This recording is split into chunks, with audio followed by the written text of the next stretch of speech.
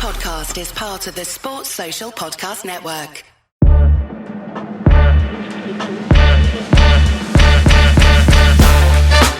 You're listening to the Cardiff Central Podcast. Hello and welcome to another episode of the Cardiff Central Podcast. As ever, I'm Harley. I'm joined by Dan, as always. No Carwin again this week, but we are joined by probably an improvement, really, if we're honest. It is the YouTube sensation Andrew Forde back on the pod again. How are we doing, Andrew? I'm very good, thank you. Thanks for inviting me on. I told you you're always welcome on here to talk chat Cardiff. So, lads, how are we all feeling after the weekend? I don't think I've recovered yet. I still think I'm getting over it. Like I've watched it like 4 times now just to check it actually happened in the second half. But yeah, it was a good one. I've watched it back and I still thought we'd lose. It's one of those ones I just could not believe it. What about yourself, Andrew? What was your thoughts, sir? Yeah, unbelievable. I just had this inkling in my head. Like when they went 19-0 up, I was like, oh, it's going to be a classic kind of 60 points, and then we'll get like a try bonus point, and we'd be talking about, oh, brilliant that we got a try bonus point. So yeah, really exceeded expectations there. Absolutely. So we'll talk a little bit more on game in detail in a second. Just a couple of bit of housekeeping for news-wise. So Gav Cooper's leaving his role as team manager, going to Leinster, and he's going to be replaced by Chris Diomedes, who's leaving his role of Pontypridd, which feels like very, very short turnaround, since he only got the job last summer, full time.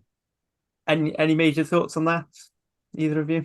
I could go on a long run about this, but I'll keep it short. Like, we don't really know what the team manager does, I don't think, overall. Obviously, there's like logistics elements to it and procurement elements. It's not even really about the team manager role. It's not about Chris Diomedes and Gav Cooper.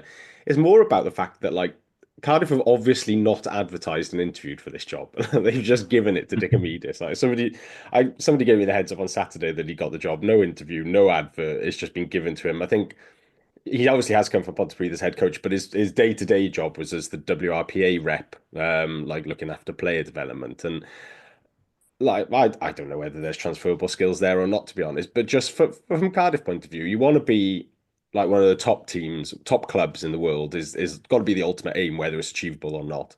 And you're a £13 million business, and you can't run a simple HR process of like advertising, interviewing, and then appointing. Like, it might have been Diomedes anyway, and if which case, great. But at least you've like done an interview process. I don't know. It's not a massive thing. It's just that like it gives the impression of jobs for the boys, and I just kind of think like, just why can't we do just sort of basic things all the time? Like this should be easy, like recruitment 101, and we can't do it. So yeah, it doesn't paint a great picture, sort of like governance and day-to-day operations wise. But in terms of the role, it's a like great opportunity for Gav Cooper going to Leinster. Like I'm sure he'd be great there, and Diomedes will know a lot of the boys, and I'm sure he'll get on well with them. And the player welfare stuff that he's got as his background will be good. So good luck to him.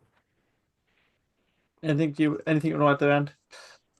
Yeah, no, I don't think. I kind of probably a bit more indifferent to it, Dan, because again, I don't really know the whole details. But yeah, I guess it's definitely a concern if it's just kind of been handed to him. I was just surprised. I didn't expect to hear Chris Diomedes' name associated with Cardiff again after all those years. But hopefully it goes well. Again, like you're right, like team manager in terms of the role, it's God knows what actually goes on in terms of other than like admin and stuff. So hopefully it'll be grand. But yeah, it's not the most groundbreaking news Cardiff related. I mean, let's be fair. I think, given how the last few years have gone, if this is being the big buzz news, actually, I'm quite happy that there's no that's fair. The club going bankrupt, are they? But slightly more happier news: Teddy Williams has been called up to Wales squad. So obviously, sad that Ben Carter isn't able to continue with knee injury. I mean, if anyone saw that WRU stash video, maybe Nugget got fed up with him moaning about the number of raincoats and just gave him a good old kneecapping. But, it's great for Teddy. All right, maybe disproves our argument that he was seen more as a number 4 lock, but I mean, it's good for him. He's definitely one of the form second rows up there. Certainly, all those who are fit. And just want to go to you. What do you think about Yeah, the call up?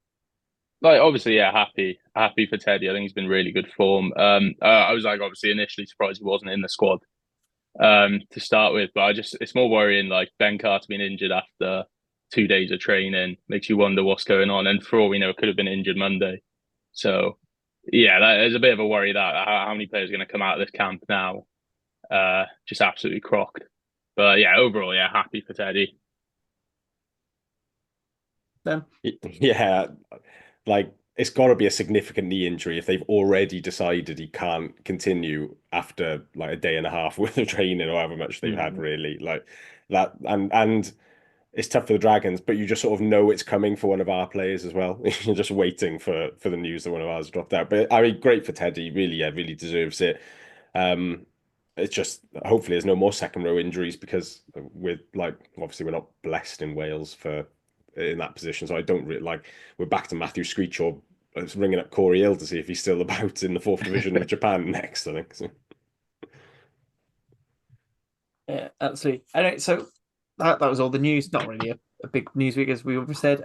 Moving on to the Ulster game, as we've alluded to, very stressful watch. Can't believe it, but it was a win. So we've got to be happy. We've got to be happy with that beating Ulster, particularly how the circumstances of the game last season. I'll be honest, I wasn't watching the first half initially because I was at Dartmouth Food Festival.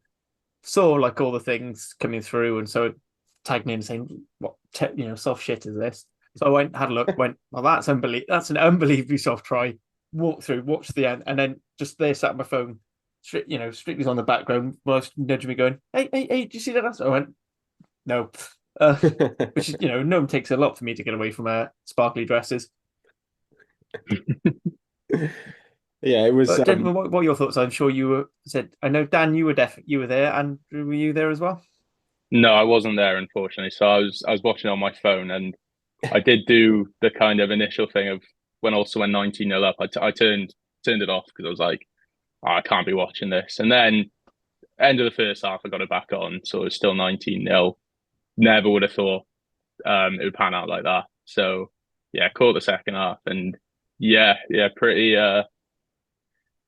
memorable day. And like you said, especially compared to last season, the game there up in Ulster was a nice little bit of revenge. Yeah, it was just the first half was awful, like really poor, and it was actually quite a good atmosphere at the start of the game there as well. Like people were up for a good crowd. Ulster obviously they've got quite a lot of fans based over here, so they always bring decent numbers. But like once you got the yellow card, I thought the yellow card was a bit harsh actually, Ev Lloyd. Like there was no warning from the referee, just binned him straight off for being offside, and you see quite a lot of people hands in front when you're on your try line, so it was a little bit harsh. But we didn't help ourselves massively. Like Ali Davis kicking infield long, and we just invited them to score the second try, and then the third try. It's not a bad kick from Sheedy, but once Werner Cock decides he wants to keep it in, and he's sort of halfway up the south terrace, flapping it back in, like you're not a lot you can do from that point. So we just didn't impose ourselves on the game at all in the first half. We didn't get through anything that we are quite good at in terms of challenging in the air, going through phases, line out was sort of functioning, but there was a nervousness around it the whole time, which meant that we didn't really get settled in for the first two or three phases and would inevitably get turned over. And then we started like forcing things, and it was like experienced and key guys. Ray Lilo coughing the ball up, Josh McNally lost one. Ben Donald tries to force an offload to Alan Lawrence, and you're like, these aren't the guys that are making the errors usually as well. So it was the only redeeming feature was the scrum was fantastic in the first half. I think without a scrum, it would have been Ulster would have been away and done by halftime, really. But then second half, kicked a lot shorter and competed in the air to actually win the ball back. We managed to sort of go sort of 7 or 8 phases into attacking phase play and put ourselves into position to hurt Ulster. We're added a little bit more depth to our midfield to give ourselves a bit of time on the ball. And yeah, Ulster, we were helped because Ulster looked really nervous in that second half. They stopped playing entirely. But what we didn't do against particularly Scarlets at home, and to a degree against Edinburgh and Glasgow as well, is be really clinical when we had those opportunities, and that's what we were. You know, we won the big moments in the second half, whether it's Ewan Stevens' class finish, it's Botham and Stevens holding up the replacement lock for Ulster over the line. I mean, that's a try every other day of the week. I still don't know how he didn't score that.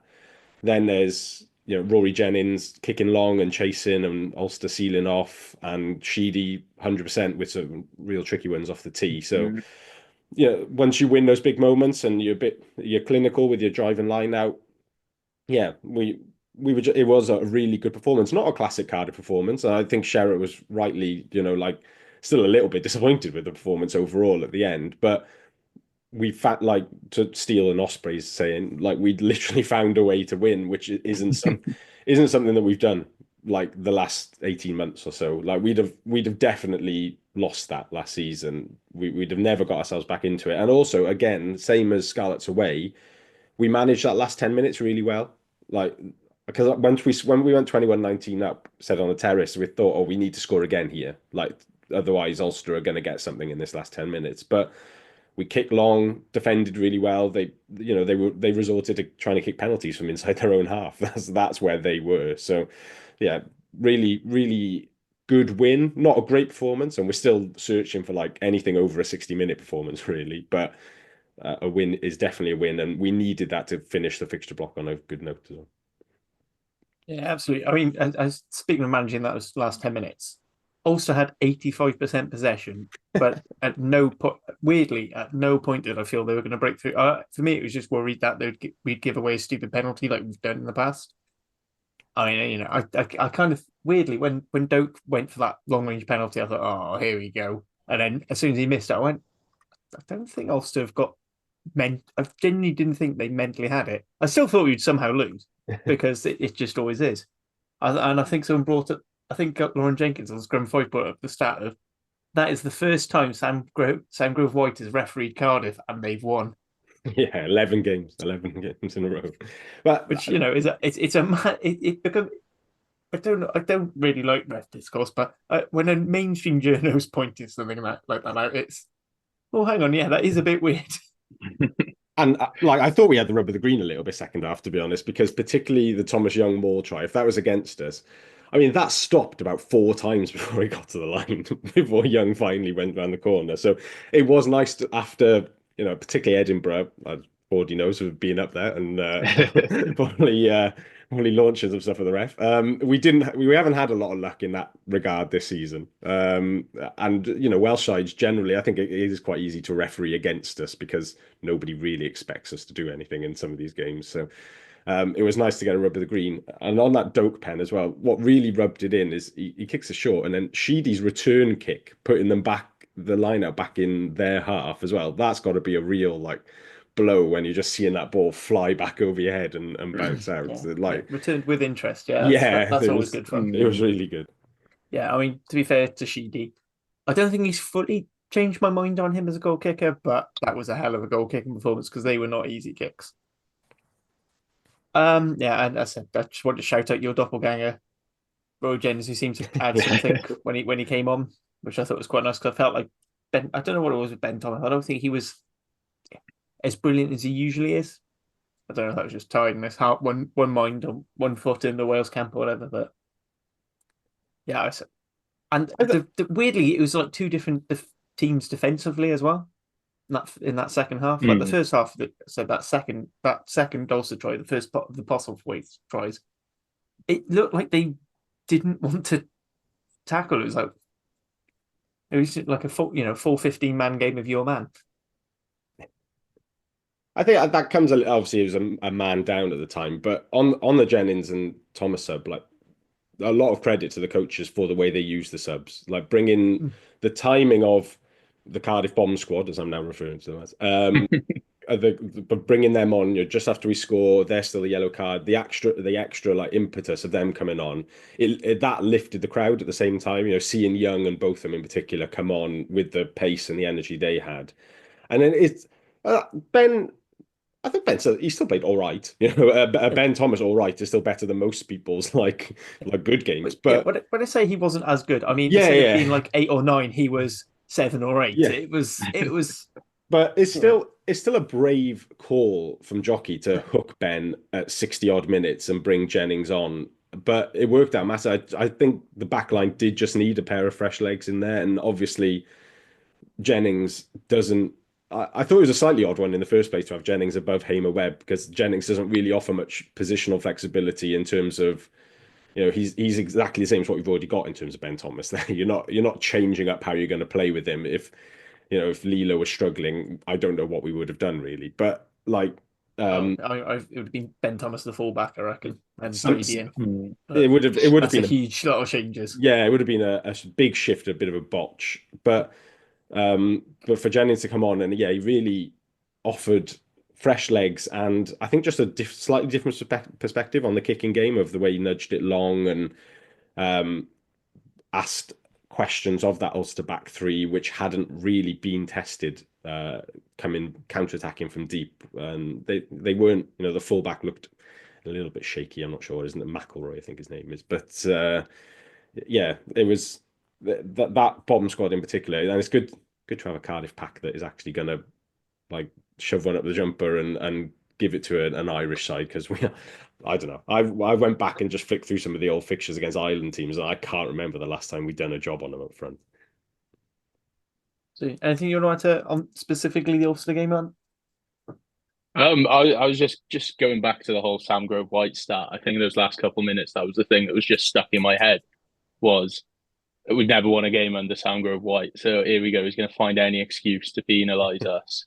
And so, yeah, thankfully it worked out. But still, yeah, there's something, you make a good point. There's something worrying about, I don't know the exact fixtures he's refed us in. I think he refed us Bath at home last year in the Champions Cup. And obviously that was a bit of a two-way game where it could have gone either way. But yeah, no, I just think like there's something about our team this season, some of the fixtures where it's always fixtures where we performed best have been when we've kind of had a bit of a scare. So like Scarlets away kind of going, what was it, like 15, 17-0 down quite early. It was kind of that scare got us back in the game. Glasgow to an extent, obviously, I think they were far too ahead and far too good a team for us to properly get back. And then you look at like the games like Scarlets at home, again, it was here or there between us. So we never really got that proper scare. When in a half time up against Edinburgh, we had that scare against Zebre in the second half. I say scare, but like they definitely performed a lot better in the second half than they did in the first half. So it's almost like, yeah, we need something kind of to encourage the boys, which isn't great going forward. But I think, yeah, getting that win is something momentum wise that's going to be huge going forward. And especially, I think, like end of usually block one, we either get a bit of a battering or we're playing a team like the Dragons where we're kind of expected to win. So it's kind of a bit of a better momentum booster to beat a team like Ulster. Yeah, I think I agree with that. So as I said, that ends the first block. So we are a third of the way through the regular season of this season's URC. So just a little bit of lay of land. So we've had two derbies, won one, lost one, but because of us actually getting bonus points and Scarlet struggling, we're currently top of the Welsh Shield. So that's always quite nice before we go into our double header. Before we get through 5 of our games by New Year's Day. In terms of the main table, the important one, we are currently in 8th after having a couple of weeks in second. So we're on 16 points, just behind Ulster and then Scarlets on points difference. So what have we thought? So 3 games won, 3 games lost. We're in the middle of the table. Does that seem about right for everyone? Yeah, pretty much. Yeah, I think so. I think it's the disappointing one of the fixture block is that Scarlet's home game massively. Like that should have been a win, and I think if we'd won that and gone 4-2, you think that was a really really good fixture block. You'd have definitely taken that at the start of the season, but 3-3, yeah, it's probably considering there's been quite a few injuries, and we've basically run the same sort of 25, 26 players for the entire like block of fixtures, and that we have had to bed in quite a lot of new faces within that 25, 26 as well. There's sort of been 8 to 10 new players or players that joined like late last season. I think, yeah, you can't be unhappy with it, certainly. I think it is like the lowest you can get. I think it's, probably somewhere around a 6.5 out of 10, where you would say it was solid enough, but there's definitely room for improvement. But I think the really good stat is that we're 16 points now after the 6 games, and that's plus 10 on the equivalent fixtures of last season, and that's what you're looking for, is that progression and turning close games from last season into results this season was what we wanted to do, and we've largely done. We've done that on the whole. I think if you take the last 20 minutes against Glasgow and Edinburgh out, we've been really competitive for the entire fixture block. So yeah, can't complain too much, but also there is a nod that there is still ways to go to be really an impressive side. Anything you want to add? Pretty much, yeah, agree. I think obviously Glasgow champion, so you can't really expect to beat. I think in hindsight, it was kind of really big, our result against them last year. I know they had a weaker team last season when we played them, but that was such a big result in hindsight to get a bonus point away to the eventual champions that it would have been a big ask to beat them this season. But yeah, no, I agree. Scarlett's game was very much the one that got away. But yeah, no, overall pretty positive, but yeah, definitely room for improvement. Yeah, I mean, for me, I agree. We definitely should run Scots. The other one for me is getting that second half against Edinburgh. For me, it just looked like, I don't know if it was some of the decisions going against us just deflated the squad or what, or if, maybe it was a game too far for some of the players. But yeah, for me, I felt like, for me, Edinburgh didn't play like a team who deserved a bonus point win, and we didn't play like a team who deserved to get nothing out of that game. Certainly not in the first half. So that was a bit disappointing for me. But enough of so we can always come back to negatives at the end. But since we've got you on, Andrew, I was just wondering now, if you were going to make one of your wonderful compilation videos of just these six games, what sort of moments would you be there like that? Right, I think this is what I want the YouTube audience to remember forever. I think the easiest answer based on the game on Saturday is definitely Iwan Stevens' try, because that was just an unreal finish. I think you tweeted it, Dan, as well. It's clear from his rugby league background that that's a proper rugby league winger's try, the way he just kind of finishes it. And yeah, I think overall, like, scrum and maul's been quite positive at times. I did write some notes, so I'll just double check. I think some of the play against Scarlett's away was pretty good, particularly Mason Grady's try. Like, the way we just got through, the amount of hands the ball went through. I look back on that, I think, yesterday, and I think 2 phases before Mason Grady eventually gets it and scores, he's one of the ones in the ruck. So kind of the work rate there is pretty phenomenal.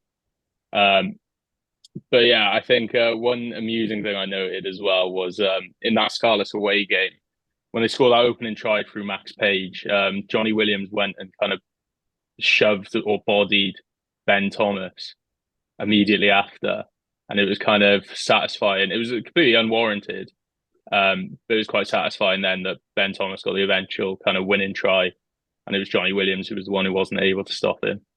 So kind of, I liked that at the time. Yeah, I think. Sorry, I've got a list of Forde of top options. My number one, Alan Lawrence greatest line out throws compilation, because he was back at it again on Saturday. I think it wasn't quite straight, the one that he threw in, but I think just those, however many it is, 4 or 5 on repeat for like a good 2-3 hours. That's views. That's millions of views there. Sorry. And then I've got Ali Davis box kick compilation, which is it's a bit more boring, but I think it does just say to a wider point of like I will certainly hold my hands up, and I think there were others as well. That when we signed Aled Davis, it was a bit like like that's he's like sort of got a reputation as like a boring nine, really. Like he's Yeah. not like X Factor guy, is he? And especially coming on the heels of Thomas, it's Mm. like that is a shift change. But Cardiff's kicking game has actually been really impressive in this block, and when we've got it right, it's been the main reason why we've been in games. And I checked on the URC website, and we are sixth for kicks retained in the league in this first block with 18. And I mean, it's boring, but it is like a massive part of the game now. How many times you kick, where you kick, where you get them back. And saw on Saturday, like we kicked too long in the first half, didn't compete. Ulster had free ball from inside their 10-meter line and went and played with it. Whereas second half, we kicked a lot shorter, got a few tap backs, a bit more unstructured, and then we can go to work. And when you've got Grady and Ewan Stevens and Cam Winnett and Ray Lilo, like we're going to work quite well in that unstructured play. So big 80-minute shift for him as well on Saturday. Whereas we didn't go for Mulder at all. And so I think just a nod to him, not necessarily grabbing headlines or doing much, but becoming quite a key part of the new and improved Cardiff, where we're a little bit more street smart maybe in this first block. I think another highlight moment for me, if as long as you ignore what happens once the ball leaves his hands, is Evan Lloyd's interception and break off the Edinburgh, because that was great. That was just absolutely glorious to watch. It was my moment of the week for Rap last week. The Ewan Stevens try is my nomination for moment of the week this week. So please do check it out on YouTube, on the Rap YouTube, and also the Rap account shared. So if you thought that was one of the best moments in Welsh rugby, go give it a vote, just to end the monotony of all the Scarlets fans somehow rigging the vote so it's always them who win. So I'll put out a couple of feelers for questions. So one question comes from Nathan Law on the Twitter and he's wondering, do you think's been the most impressive signing so far in this block? We'll go to our guest first. I think there's naturally, I think you'd get recency bias in terms of after Iwan Stevens' performance on Saturday, you'd naturally pick him. But I think it's got to be Josh McNally in terms of what he's offered. It's been years since we've had a kind of proper nuts and bolts second row like him, that kind of just does all the stuff that we've kind of lacked through the lightweight locks we've had over the years. So yeah, the amount of like shifts he's put in each week, there's a clear difference. And part of me is just thinking we're still quite light at lock. So in terms of recruitment, if we could somehow duplicate Josh McNally, that would be a great strategy going forward. Yeah, it just is McNally, isn't it? Like he's just like 21 tackles on Saturday, and I think his legs had gone by about 55 minutes, to be honest, and he just carries on anyway. But he's been great.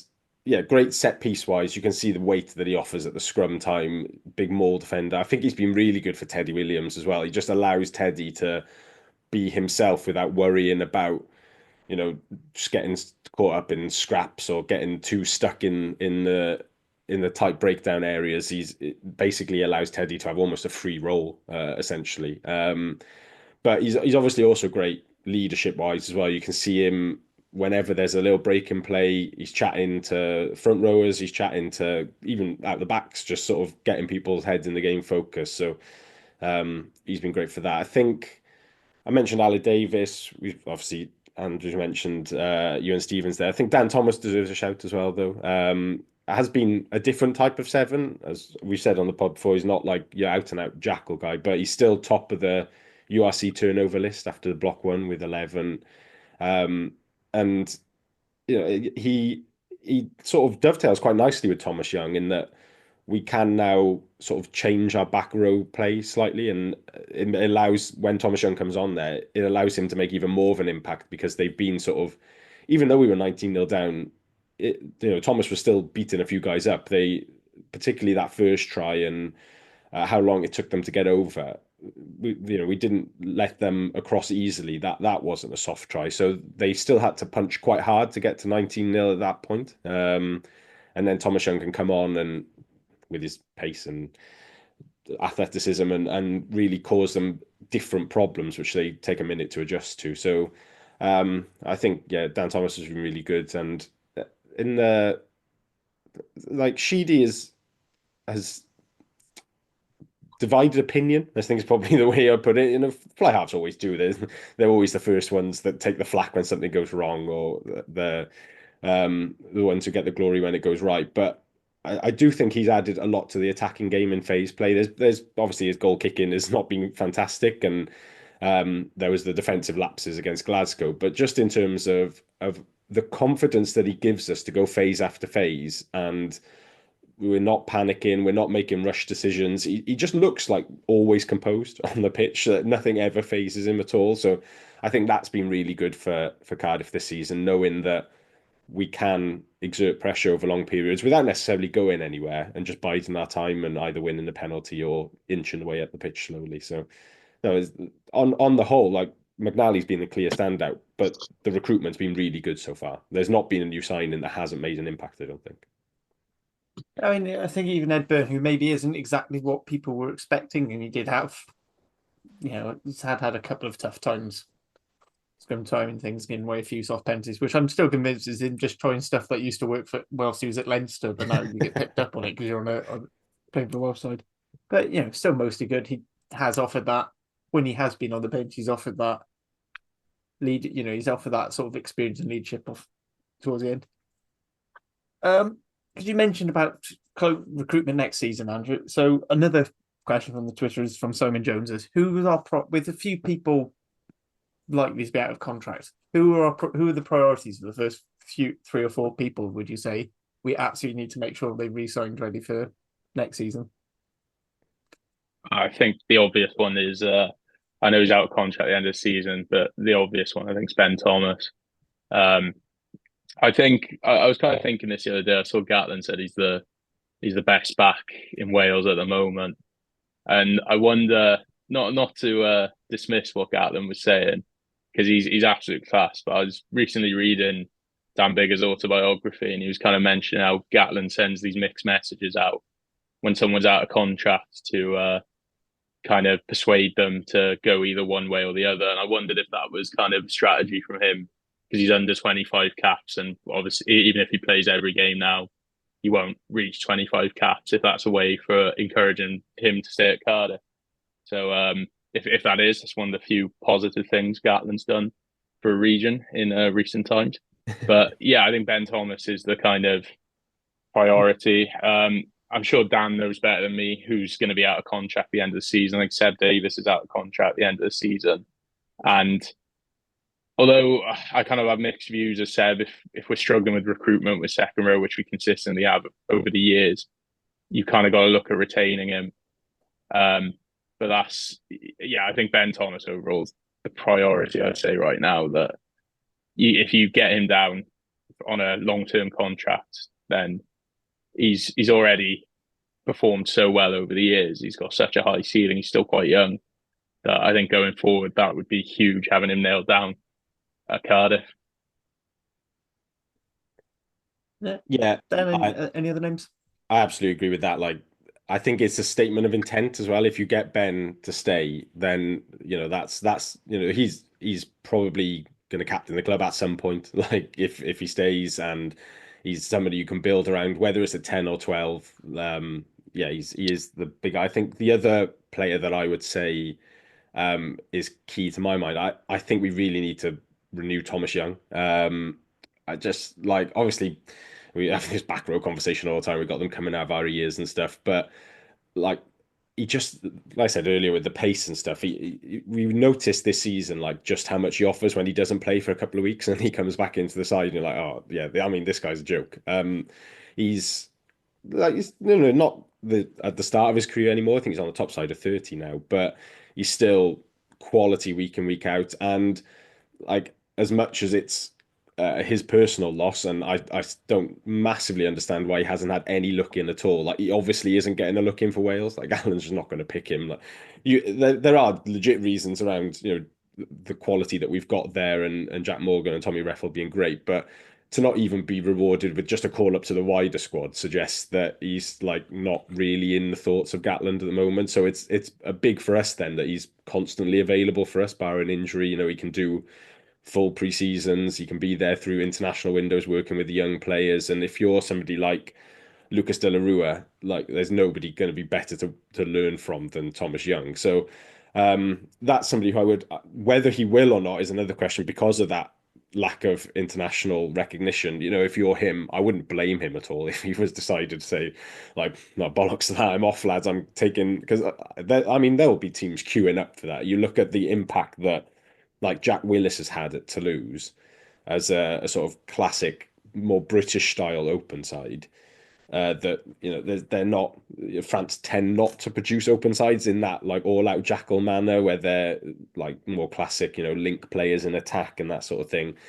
But it's worked really well for Toulouse, so you've got to think some of the other French sides might be eyeing up a couple of guys to come across there, or even, you know, if he goes and experiences something in Southern Hemisphere, or if there's a decent monetary offer from Japan, then he might be all over that. But yeah, I think Thomas Young would be top of my list with Ben Thomas there. Generally, though, I think we're in a decent position, sort of squad building wise. Obviously, we tied down like they're on the front row and a lot of the young players last season. All of those young guys who made the squad signed new contracts last season.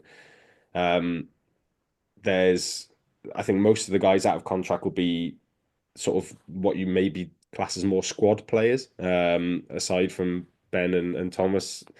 So there's a bit of flexibility there for Jockey and Darren Allinson to really shape the squad as they want, I think. And the big question marks will be like Josh Adams, Talupe Faletau, big earners, big names. What do you want to do with them? But yeah, I think that if we can like concentrate on key guys like Ben Thomas and Thomas Young, then we've got an opportunity to really kick on and add proper depth and target individuals who will make a difference, not just signing players to be bodies in positions where we don't have a lot of people. I don't know. As I said, I don't know if these particular players are necessarily out of contract, but would you say there was scope for bringing someone like a Max Llewellyn back home, or you know, maybe bring Chris Junzer back in, you know, obviously left during his academy days, both that second row, or is Chris Junzer not necessarily that second row we need really? Because like I said, he's very much more that typical athletic. I think that six type. I think ex-Cardiff players do have to be, or like Welsh exile players do have to be high up on your recruitment list. Like, you know, you can only have a certain amount of non-Welsh qualified players.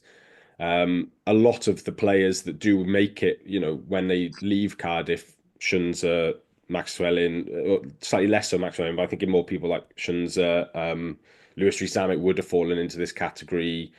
Emmanuel Fabroso would have as well. Louis Hennessy, Bath, somebody like that are players who were top players in our academy, and we did want to keep them. You know, Sheedy would have been another one, but they have good offers from good schools across the bridge, and then they end up getting snapped up by whichever English club is sort of close by. So going after those guys in the, you know, we bought Steph Manuel and Tom Bowen back this season a lot earlier than we would have, but there's a couple of guys still floating around in that early 20s category who we could go after. And then there's some guys who have never been in Wales but are Welsh qualified. You know, I look at somebody like Bryn Bradley at Harlequins not getting a massive amount of game time despite Esther Hazen leaving there still. And you wonder, you know, would he fancy coming across? We've already got Gwilym, that would be a bit of a selling point as well.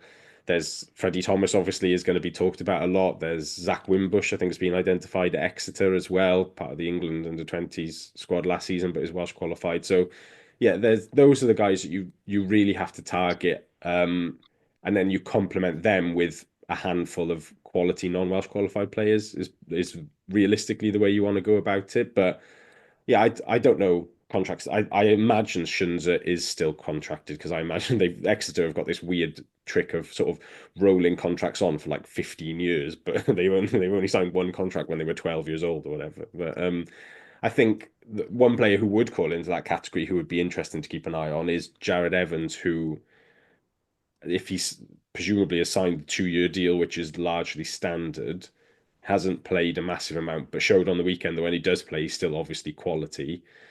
Tinas Tabia is presumably out of contract with us. So yeah, that would be a name that I would potentially go for. I don't know if Andrew might know a bit more of a Max's contract situation or not, but yeah, that's a player who I would be interested in returning to Cardiff, certainly. Yeah, and when any names you can think of, but Welsh qualified, non-Welsh qualified, you'd quite like to sign?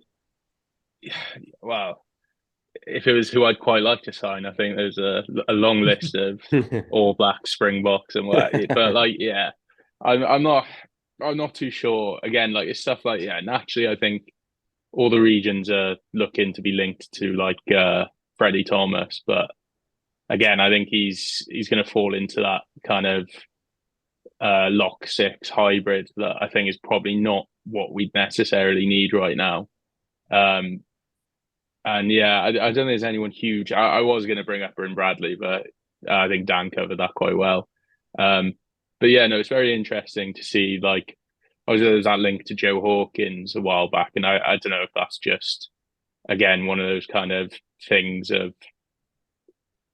I think the media quite like the whole Joe Hawkins not being able to play for Wales thing as a way to kind of link any sides to him in Wales, but I'm not sure if Joe Hawkins would necessarily be someone that would be, as in, I'd happily take him, but I don't think he'd be what we'd need. It would be kind of long-term wise, I think, when you've got Ben Thomas there, kind of being that kind of 10-12 link player, it's how do you get both those players to have game time?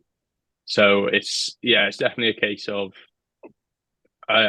we've got to be kind of pragmatic with who we sign. I think Jared Evans is a good example of someone who's still got a few years left in him and could link really well with if De Beer ends up leaving, could link really well with kind of having the choice of either Jared or Sheedy to kind of push each other on and both pushing for Wales kind of on the outside looking in. So yeah, I really would be kind of happy if someone like Jared was to come back. And I've heard him speak on podcasts about how much respect he has for Cardiff, but also how homesick he is in London. So if we could take advantage of that, that wouldn't be too bad. Yeah, absolutely. Although it also gives me the wonderful mental image of 20 minutes towards the end, 20 minutes from the end of the game, and the opposition just look up and they see Jared Evans and Johan Mulder coming on for Ultimate Chaos Rugby. So any other points for this first block that we want to say? So we said, I think we're sort of okay. I think you and Stephen's choice probably one of the moments, even if it is the recency bias. One big talking point that a lot of people have been discussing with me sort of privately and on the rap is the defence. So clearly there's been some issues with tackling, targeting and Sheedy.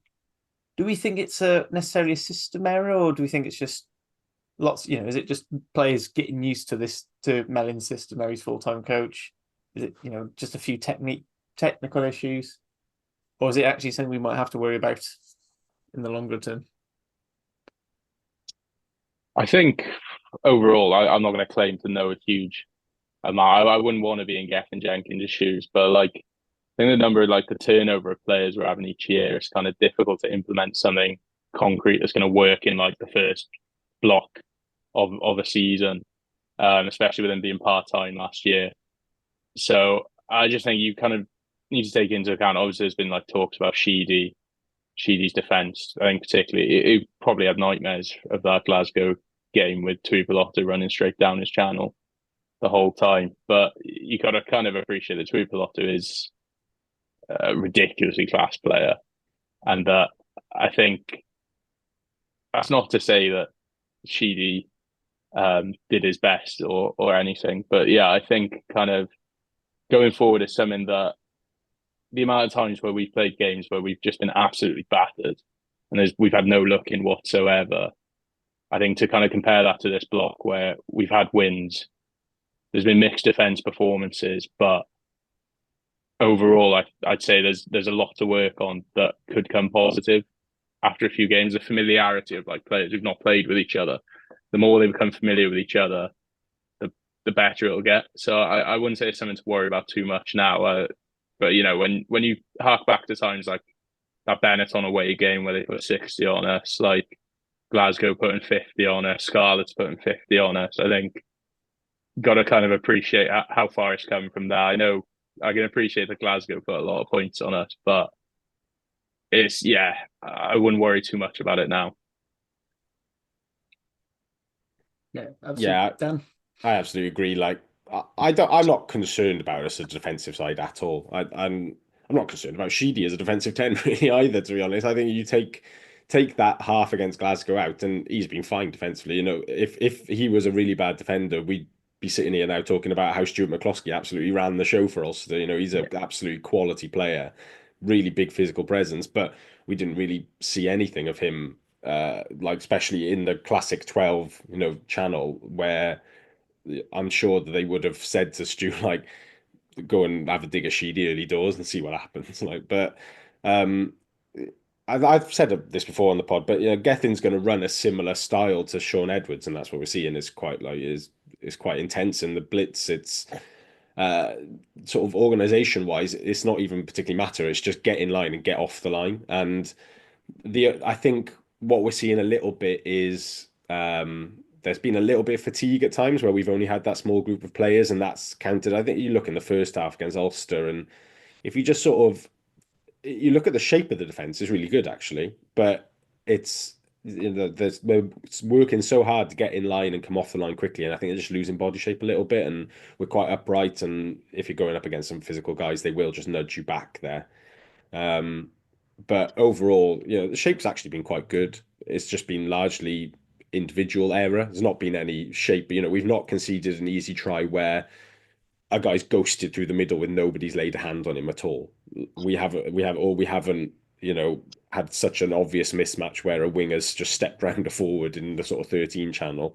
All our soft tries have been because of missed tackles, really. So, or either that, or the one or two soft ones on Saturday were kick chase, which I don't know who looks after that, to be honest, at Cardiff at the moment. I don't know who's doing transition stuff, or the Evan Lloyd overthrow at Edinburgh, which is a set piece issue rather than a Gethin Jenkins issue. So, as Andrew said, there's definitely, it's only going one way, but I think it's at a decent base for Gethin's first block as full-time defence coach. And like, it's not, there's also, it's not been something that we've probably been able to focus on because, Cornel Van Zyl would have wanted a lot of time for set piece and forward based stuff, which I think has paid off massively. Like, if you had to say, I didn't mention him in the new signing thing, but he'd be up there for most important new signing, looking at the way that the maul in particular has suddenly become a weapon, and defensive maul is pretty good.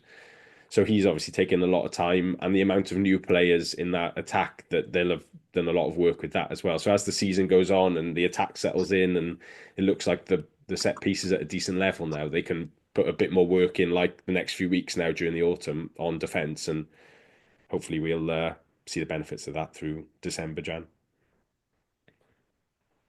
Yeah, yes, absolutely. So there we go. So no need to worry. So if it always goes suddenly bad, don't tweet Forde or something. Don't tweet me about it. Like, you can take the blame. All right, so we'll do some discussion of the rags and some looking forward in a bit. But just a reminder, if you do enjoy listening to us all nattering along, please do like, share, subscribe to the podcast, leave a review if you can, and check out all the Rap YouTube channel for instant reactions. The ones that myself, Dan, and Sean from the Women's Podcast did after the Ulster game have been very popular. So if you want to see more about Andrew Forde and you're not already subscribing to him on YouTube, please do. Those videos get me through some difficult waits at traffic lights. Not when I'm driving, honestly. I do not condone using your phone while driving. No matter if a team is playing and you're stuck in a 20-mile tailback. But that's a story for another pod. Moving on, so just quickly moving on to the Rags, because the Rags keep on winning. Dan's out as the pod sort of official Rag correspondent. How was the game on the first part of the double header on Saturday? Yeah, I think I'm just going to be a full-time Rags fan now, to be honest, because you just never lose. Great. Bridgend this week and started really well, went 21-0 up, within about 15 minutes. Then basically stopped playing for about 40 minutes either side of half time. Bridgend pulled it back to 21-14, but really, I mean, they'll be desperately disappointed they didn't put more pressure on Rags in that period. Some good rearguard defence from us, but just could not break the cycle of them being in our territory and pounding away at the line. And then just like that, the game switches. We stop them scoring in the corner. The ball comes to Tom Bowen, who just from literally the corner flag on the right wing at the very bottom of the river end, is suddenly his legs are going like Roadrunner, like they're just sort of blur as they're going up the pitch, and he's beaten about 5 men, and he's on halfway, being tackled, recycle the ball, goes left, and Derry Cross scores in the corner. And from that point on, it was all us. Then finished 47-14. Yeah, odd game in that it didn't really feel like, it's sort of like the Edinburgh Cardiff game in the sense that we were Edinburgh and Bridgend were Cardiff, and that we've won quite comfortably, but it's flattered us, I think, the scoreline in the end. Bridgend will be disappointed that they weren't able to convert more pressure into points. But as has been sort of the case the last few weeks in particular for the Rags, they've not put in anywhere near an 80-minute performance. They've been under par for quite a lot of it, but all they need is sort of 10-15 minute spell, and they'll take the game away from teams such as the quality of the players and also the fitness of particularly the academy guys, and when you've got like Lucas De La Rua and Big Mac and that coming into the side as well, against a team that Bridgend, I think they only had maybe 1 or 2 Ospreys Academy players in there, so the majority semi-pros. It showed in that last quarter, really. Great finish to the block, another 6 points for the Fishy side, top of the Super Rugby Cymru by 2 points, I think, above Ebbw Vale at the moment, into their own autumn international break, but still with this sort of nagging feeling that they're probably only at about maybe even 60% of how good they could be this season. So yeah, loads of positives again for the young players involved, but still only going to get better. Have you been keeping up with the Rags, Andrew? Not too much this season. Of course, I like check the scores and stuff like that, but no, I haven't been to a game, which is a bit of a shame. So I should probably get on that. One of my mates played for Cardiff last season, Johan Hugendorn. So I went down every time he was playing, but I haven't had the proper chance to this season. But it's nice to keep an eye on them, especially as an ex-Glantaf boys. Plenty of Glantaf players in the team this season. So yeah, it's just great to hear how well they're doing. It's kind of working that relationship with the first team quite well as well. That hopefully won't be long to a few of those players kind of come up and play a few first team games. How have we got rid of... I'm glad that, as with Carwyn being gone, we're still getting the obligatory Glantaf mentions on the podcast. There's a never-ending conveyor belt of Glantaf fanboys appearing.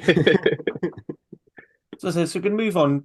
So moving on briefly to sort of a look ahead, ready for the next big block of fixtures. We're not going to go too far in depth. I imagine we'll do a pod a bit closer to the game against the Dragons. But this is the time of year when everything gets a bit stop-start. We're switching between URC, it would be Challenge Cup this season, back and forth. So just a quick run through the fixtures. So 30th of November, we're hosting the Dragons in the URC. Then following week, we're away to Leon, then home to the Cheetahs, which is a return to one of my first games at Cap when I could drink, which was very good. Which was a very good time for me. Then we've got the return fixture of the Boxing Day game at Dave Parade, hosting the Ospreys New Year's Day. Then it's away to Perpignan before being home to Connacht. A very exciting European clash where we get to play teams we don't play week in, week out. And then before finishing the break for the Six Nations with hosting the Sharks. So how are we feeling about that sort of block of fixtures? If you think we feeling positive that we can get a good couple of results there, continue on? There's a few good fixtures there. I think naturally you'd assume with the Sharks, with our unbeaten streak against them, that should be an easy win. This will come back to haunt me. Someone will clip this up. But yeah, no, there's some fixtures in there that I think with the kind of momentum coming on from the win on Saturday, if there's some sort of like kind of momentum going forward, there's some real kind of battles there that we won. But yeah, I'm looking forward to kind of the European fixtures as well. Not so much. I think a Cheetahs game kicks off at 8 o'clock on a Saturday, so sound like a grumpy old man, but I don't know how fun that game's going to be. But yeah, no, it should be quite good. Yeah. I've got images of Forde like tucked up in bed with his hot chocolate watching the game. Yeah, there's a real opportunity in this next block of fixtures to like build on what we've done, because after the Six Nations, if you look at those fixtures, it's just a horror show really. So like we've got to capitalize now on what we've built in this first half of the season, and then just sort of cling on to anything really in that final part. But that game against the Dragons offers a great chance to start it well. We know that we've got a great record against them, and sometimes they do just roll over for us. But if you can repeat something like Boxing Day a few years ago, where we put together a really good performance to kick on, that'd be great. European ones are interesting. I think the squad management will be interesting, I think, over this next block, because I imagine how it goes is that well, first of all, there is a general misconception that you have to rest your Wales players the week after the sort of international block, but that's not strictly true. It's not like when there's the week before where they're in camp and we can't pick them. They are available to us immediately after the internationals, but just generally you opt to rest them then. But I think probably what happens, because it's a derby, is that Jockey asks those guys, even if they've played all 3 tests, to come straight back in and play against the Dragons, and then we sort of rotate a bit over the 2 European games, where we'll still put outside strong enough to win those games, because I think having a crack at Europe is a really good opportunity to go quite far into the knockouts. But yeah, there will be some element of rest and recovery for the internationals over those 2 weeks before coming back in for the Christmas derbies then. And then I think if you can carry some momentum through those first 3 games, Dragons again on Boxing Day. I think the Ospreys game on New Year's Day is absolutely massive. Like, we always struggle against them, particularly at the Christmas game when the weather is usually horrible, and at least we'll be playing on our pitch this year, but we're usually on some sort of bog at the Liberty or at Bridgend. So I think that's the big red pen circle. I'd love to win that one of the next fixture block. And then the last 2 European games do enough to get through. And the Sharks one, like I fear that I'm going to have to clip that for anything up there. So, I think we won't have the Welsh internationals for that one. I think there is an extra week before the Six Nations. I don't think that. I think the Six Nations starts in January next year, because it's so early on that. I think it's the Friday, the 31st of January, the first game of the Six Nations is. And it's Saturday the 25th, I think, isn't it, that we're playing the Sharks. So yeah, we won't have, unless they're released to us, which seems unlikely, we won't have our internationals for that one. It obviously then depends on sort of what side the Sharks are bringing over to us, because if they rock up with Khaleesi and all them, and they got Lucanio and Mapimpi and all these sort of lads, then that's taking the piss a bit, really, isn't it? Maybe they should opt not to do that, but I don't know what their European fixtures are like beforehand, because I think they're in the Champions Cup. Do they get in there because they won the Challenge Cup last year? Is that how it works? Yes, yeah, there'll be Champions Cup, yeah. So they might have 2 tough games and opt to rest their guys as well. So it'll depend mostly on what they want to do, really. But yeah, if you look at how many games is this? 2 Dragons, 4 Europeans, Ospreys and Sharks. That's it. I mean, there's 3 derbies. Yeah. So if we're taking, I think we've got to aim for sort of 5-6 wins there, really. I think there's an opportunity to do that. You can beat the Dragons twice. Theoretically, we could win all of our European games. Going to France twice is tricky, but we know that they don't really care for the Challenge Cup at all. So particularly the Sharks are playing Bordeaux the Sunday before we play them. Oh, that's so it'll be a short turnaround. Yeah, that might mean that they rest a few, but they were away. But they are away, so they're already up in the house, so they might not have the travel issues. I bring everybody. And they came for that up. They're home to Toulouse the week before that, so that again, big game. Yeah, so it'd be interesting to see if they do actually want to go for if they are targeting Europe. If you write off that Sharks game and you write off one of the European games potentially is I've got a feeling it might be that first one against Leon. Like I feel like this is part of my conspiracy hat that coming in now. But I do think the real reason why the big French sides don't seem to want to travel to Wales, particularly in the first part of the Challenge Cup, is basically it's a way for the EPCL to keep them interested. They think, here you go, have a nice winnable home fixture to start off with, and then you're basically through to the knockouts. I like that. Good conspiracy theory. That I might run with that. Might be a rugby QAnon. Less far-fetched than Nuggets going around kneecapping people who complain about the stash. But ultimately, the next fixture block for me, the sort of make or break fixture is Ospreys, and that's the one that I think if we win that, then everything else will probably be quite a good fixture. Everything else will be quite a good block. But if we lose that one, then it'll be another. Oh, it was all right, but damn it, we should have won that one. Well, I mean, that block we've got 5 more home games, 3 derbies. So, 2 of those 5 home games are derbies, the away derby as well. If we want to be saying we're the best Welsh side, should be winning the derbies, even if the Dragons have improved a lot. But I also feel like you can see there are still some of the same old frailties with them. But yeah, I'm looking forward to this. It'd be interesting to see how close to my prediction Cardiff end up at this point. But that's the thing. Andrew, any other points about Cardiff Rugby you want to make before we sign off?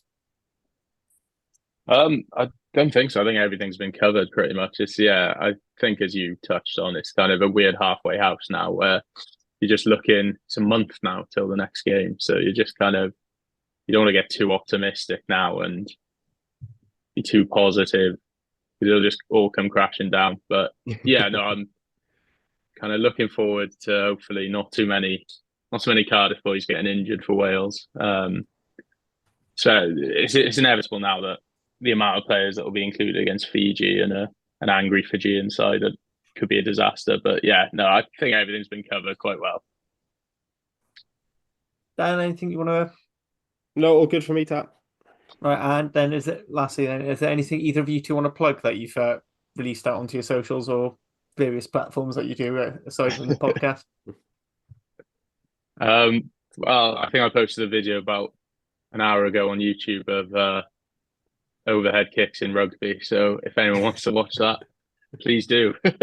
I'll be straight on that. You say, Dan, what about yourself with the Cardiff Rugby Life?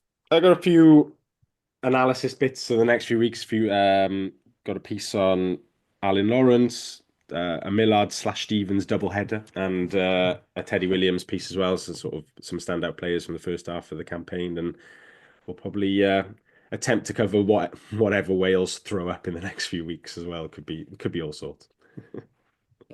Speaking of, obviously we are in an international break now, so we still haven't decided what we're going to do with this break. We're hopefully going to try and get a couple of guests on to do some interviews. We might do some coverage of the Wales games, depending on how utterly depressing it is. If it's not that bad, then we might talk about it. If it's infuriating, we might talk about it. But as always, keep your eyes and ears peeled from the usual things. And thank you all very much for listening. Thank you, Dan, for being my co-host as ever, and thank you, Andrew, for stepping in and giving us your thoughts on everything. Thank you for having me on. Always a pleasure. All that's left to say is ta-ra for now.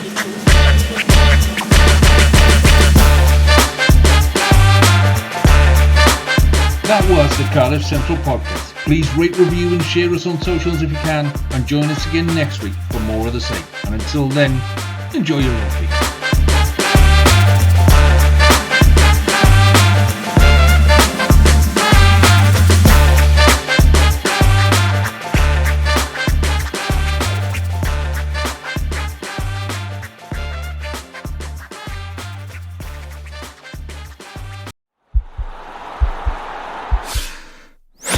This podcast is part of the Sports Social Podcast Network.